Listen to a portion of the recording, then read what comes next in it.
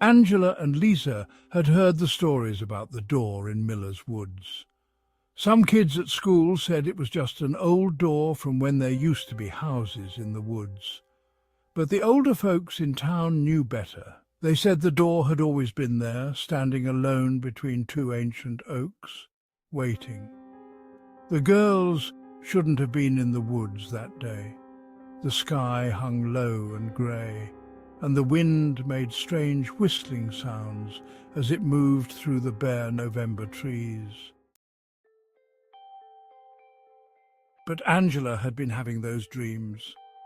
Dreams of a door calling her name, promising her wonderful things. The same dreams that Tommy Peterson had mentioned before he disappeared last summer, and Sarah Jenkins before him. Angela found the little broom first. It was child-sized, made of dark wood with worn bristles, propped against a tree not far from the door. "Look," she whispered to Lisa, picking it up. "Someone must have left their toy." "Put it back," Lisa said, her voice shaking. The broom looked old, its wood darkened with age. Not just that.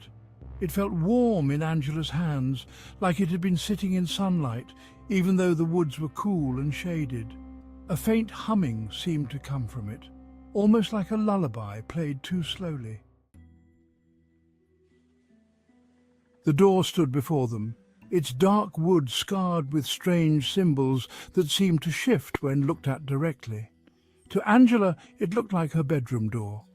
To Lisa, it reminded her of the attic door at her grandmother's house. They would later learn that's what the door did. It showed you something familiar, something safe to draw you in, like a spider disguising its web. "We should go," Lisa said. But Angela was already reaching for the handle, the little broom still clutched in her other hand. The brass doorknob was ice cold. The door swung open with a creak that sounded almost like a word. The darkness beyond seemed to breathe, to pulse with its own heartbeat. Before Lisa could stop her, Angela stepped through.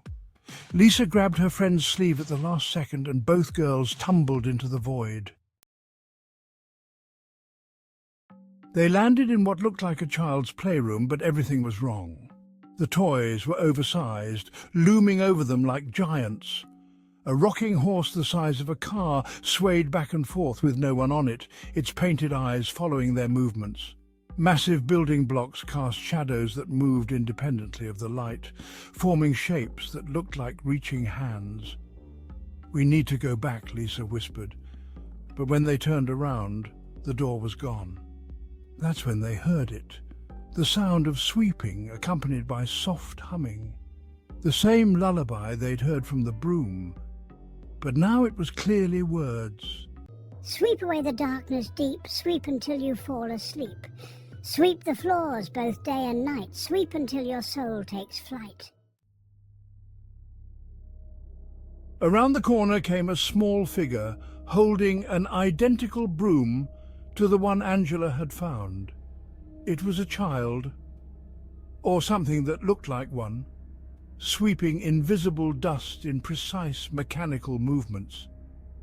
The child thing looked up, revealing a face as blank as an egg, smooth and white and featureless except for deep dark holes where eyes should be. "Oh good," it said in a voice like rustling paper. "New playmates? I've been sweeping this room for 40 years, waiting for someone to take my place. Someone fresh, someone new, someone like you." Angela felt the broom in her hand grow hot, hot enough to blister, but her fingers wouldn't let go. Her arm began to move on its own, sweeping, sweeping, sweeping. She opened her mouth to scream, but only that awful lullaby came out. Lisa screamed and ran. She ran past the giant toys that seemed to reach for her with invisible hands, through doorways that led to more playrooms, each one containing another child with another broom, sweeping endlessly. Some had been there so long their features had worn smooth, like pebbles in a river. The rooms went on forever, stretching into infinity. Finally, she found a door that looked like her grandmother's attic door. She yanked it open and tumbled back into the woods, alone. The sky was dark now. She'd been inside for hours. Angela's screams echoed in her ears, but when she turned back, the door was just a door again, standing silent between the oaks. The next day, Angela's parents reported her missing. When Lisa told them about the door, the older townspeople's faces went pale. They knew. They'd lost their own loved ones to that door over the years. Old Mrs. Peterson clutched her chest and whispered, "The sweeping rooms. They've started collecting again." But no one knew how to help. The door took who it wanted, and not even the town's oldest residents knew how to get someone back.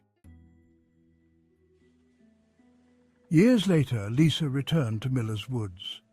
The door was still there, but now 2 little brooms stood propped against the nearby trees. As she watched, a small figure emerged from behind an oak, a young girl with pigtails reaching for one of the brooms. "Don't!" Lisa screamed, but her voice came out as a whisper, like the sound of bristles sweeping across a floor. She looked down at her own hands, finally understanding. They were smooth and wooden, curved like the handle of a broom. Her skin had begun to take on the grain of wood years ago, but she hadn't noticed, hadn't wanted to notice. The transformation had been so gradual, like the years of childhood slipping away. She had never actually escaped that day. She had only swept her way deeper into the door's domain, becoming part of its collection, and now she would watch forever as new children found their way to the sweeping rooms, one little broom at a time. Sometimes, in the deepest part of night, she could still hear Angela sweeping, sweeping, sweeping, singing that endless lullaby about sweeping away your soul.